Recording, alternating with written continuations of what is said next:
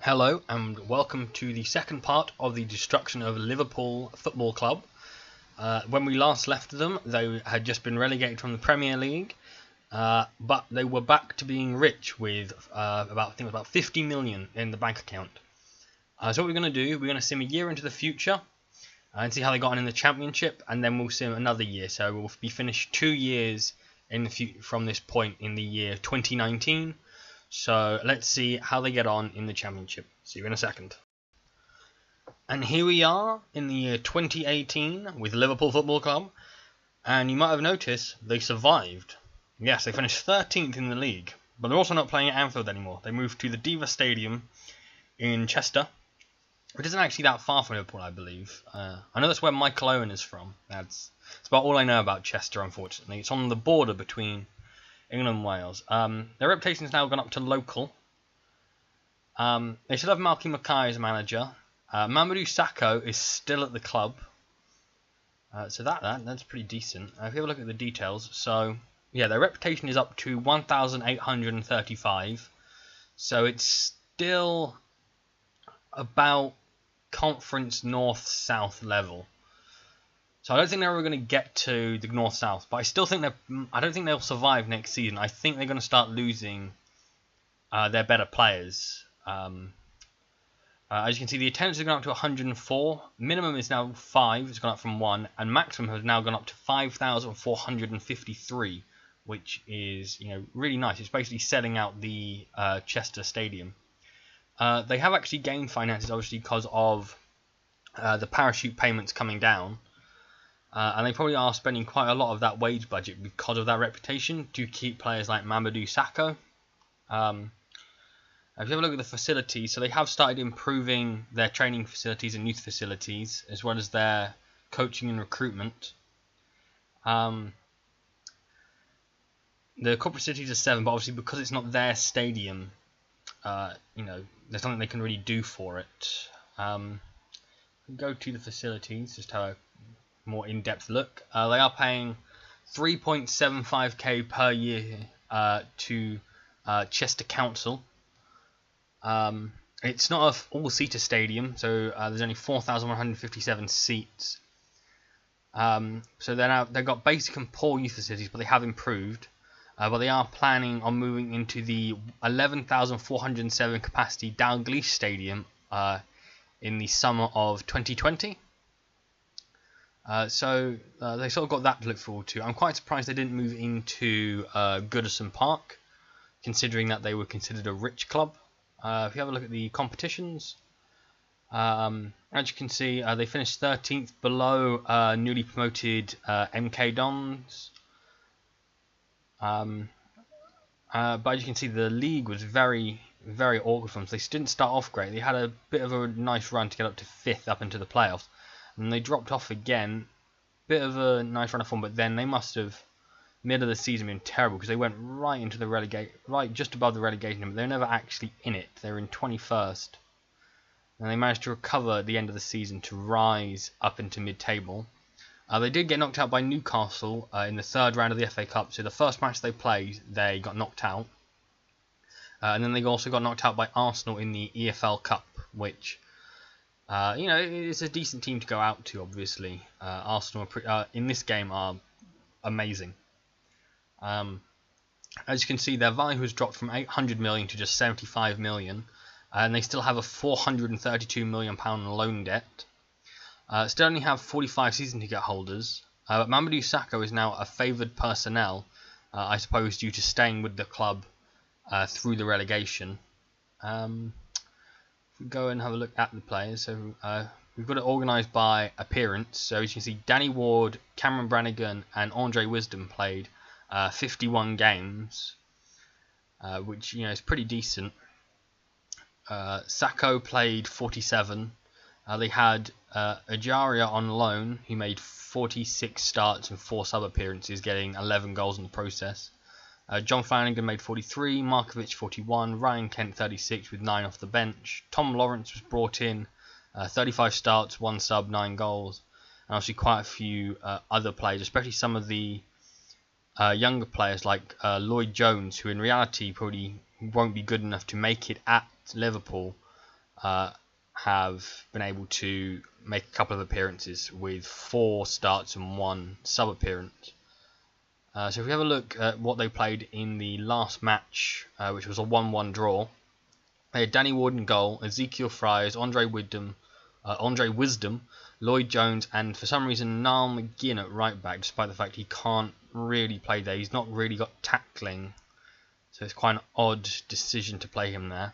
In the middle of the park they had Brannigan and Ajaria.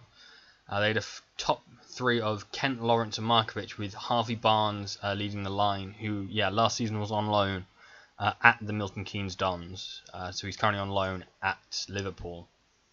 If you have a look at their schedule just to see at the point where they dropped off, so they started off pretty well, managing actually to beat Crystal Palace, who got relegated with them, and won that. So they must have spent, so they spent this entire season at Anfield. So they only just recently moved to the Diva Stadium, so they've not played there yet. But then they suddenly back here went about 10 games without a win from October to the middle of December. So that's where they started dropping down the league. But then they did manage to pick up a couple of runs of a couple of wins in a row in the second half of the season, but still very inconsistent for the most part. But you feel that if they can maybe keep hold of people like Mamadou Sakho and Danny Ward, they should at least be able to establish themselves in the Championship. If you have a look at the transfers, see who left. So Alex Manager retired. Sturridge went to Southampton. Klein went to Tottenham Hotspur. It's nice to see Sturridge going to Southampton. They're actually now starting to steal players back from Liverpool. Virtue left Tranmere Rovers, which seems like an odd choice. He was playing week in, week out for Liverpool in the Premier League, and then he dropped down to the Conference. Well, they might be in League 2 now. Nope, still the Conference. Loris Karius went to Middlesbrough, Mane went to Monaco, Wijnaldum went to Bournemouth, Milner to Stoke, and the rest are loaned, except for Rhian Brewster, who went to Derby County for 17k. And they brought in Niall McGinn on a free, Tom Lawrence for up to 7.5 million, Yasser Kassim, is he still at the club? Yeah. Not made many appearances, only 22 appearances. Ezekiel Fries was brought on free, Harvey Barnes on loan, Joe Bennett, Ben Winter, Adarabiayo on loan, Ajari on loan from Sunderland, John Dagor, not going to try to say that Icelandic name, from Fulham, and Japhet Tanganga, who's on loan at Accrington Stanley at the moment, is he? Yes. So, they sort of brought in some decent Championship players, but how much is someone like Tom Lawrence on? So he's on 106k, which is probably far more than what he was on at Leicester. If you look at Joe Bennett, he's only on 30. So maybe they're not overspending that much, despite having not much reputation. So these players don't really want to play there. Like Niall McGinn's on 91k. There's no way he's on that at Aberdeen. No way at all. I think other than that, there's not really much to look at. So I suppose I will see you in the year 2019. See you then. Hello there, and here we are in the year 2019. Liverpool are still in the Championship. They finished 15th, so they have actually gotten slightly worse than last year. Still got Mark Mackay as manager, still have Mamadou Sakho, but I just noticed he's still on a free amateur contract. So the fact that nobody is trying to buy him, he has got interest from a lot of clubs. So Reading, Norwich, Crystal Palace and Bournemouth are all interested in him, and Olympique Lyon are also slightly interested. So I'm surprised he hasn't signed for anybody yet. So if we just quickly go through the details again. So as you can see, their reputation has grown again. It's now up to about a conference level. Their attendance is about the same. That's not really changed that much. They've got more money in the bank, obviously due to the parachute payments coming into the club. And their facilities are pretty much the same. So no real changes there. Their value has gone up to 82 million now, but they still have over 400 million of debt. But this year was actually quite disappointing for them, due to the fact that they were predicted to finish 8th, and they actually finished in 15th. Whereas last year they were predicted to finish 21st, and they finished 13th. So not brilliant. So yeah, they're still waiting to move into the new stadium. But yeah, that's not going to happen until next summer. But you never know, that could change everything for them. If you go to the competitions, you see they finished in 15th, just above Millwall and below Derby. They actually started off really poor, starting off bottom of the league, and then they sort of, unlike last season when at one point they got into the playoffs, they actually never really did that, and they never really were in the top half except for this little run of form here about October time. They were mostly in the bottom half of the table. So the fact that Malky Mackay wasn't sacked, despite the fact that they were playoff contenders according to the media, is quite odd. If you have a look at the transfers, so they brought in Ben Marshall from Wolves, Georges Kevin Nkudu from Tottenham, John Taylor from Rotherham, Will Keane from Bristol City, Carl McFadzean from Burton Albion, and Jonah from Brighton and Hove Albion, as well as Liam Cooper, Lorenzo Gonzalez, Adam Mayer, Marcus McGuane, TJ Iama, Unal Medina was on loan with Timothy, Robert Fournier, and Rico Henry from Brentford. Coming out of the club, John Flanagan went to Bournemouth for up to 12 million, Andre Wisdom went to Burnley for up to 10, and all the rest are smaller fees to clubs that are around about their level, and slightly below as well with Bury and Bristol Rovers. A couple of free transfers leaving: Nathan Phillips, Lloyd Jones, Jack Brimmer as well. Bradley Garton and Harvey White obviously have retired, I suppose, after being released. So I thought Bradley... Oh, no, I don't know actually. No, it's Garmston, isn't it? Yeah, thinking of the wrong guy. And then the rest are just loans out of the club down to Conference, and also Luton Town as well. Have a look at the senior squad again. So once again, Danny Ward made the most appearances at 49. Mamadou Sakho, Ezekiel Fryers, Ben Marshall, Timothy Gilbert Fournier, and Lazar Markovic round out the top appearance makers.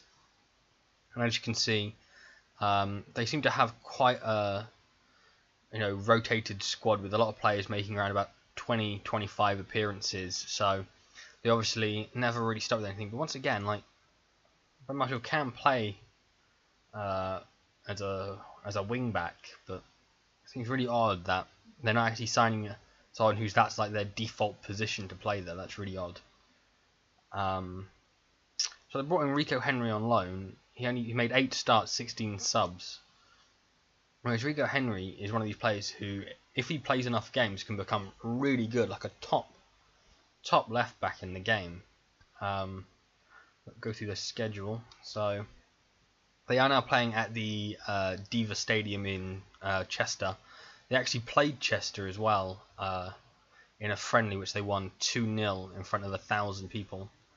So yeah, they lost 6-0 on the opening day of the season to Barnsley, and that's why they were bottom of the league. They also then went out to Fleetwood in the League Cup first round, which is not great. They did manage to beat Aston Villa, but then, as you can see, they were very inconsistent. And then for a runner period here, they won 1 game in about, 15 games almost. 3, 4, 5, 6, 7, 8, 9, 10, 11, 12, 13, 14, 15, 16. So they won 1 game in a run of 16, and it was in the FA Cup. So that, the fact that Malky Mackay wasn't sacked after that run there is sad. Is really sad about that. Liverpool aren't really showing any ambition at all to try and sort this out.